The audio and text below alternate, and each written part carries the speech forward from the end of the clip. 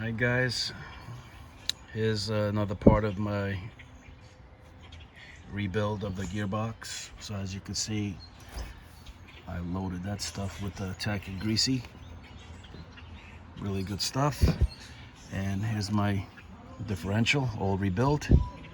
So basically, I'm just gonna pop it in there like that, close it with the case like that. Okay,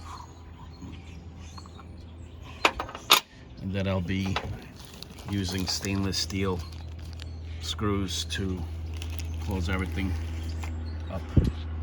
Stay tuned. Peace.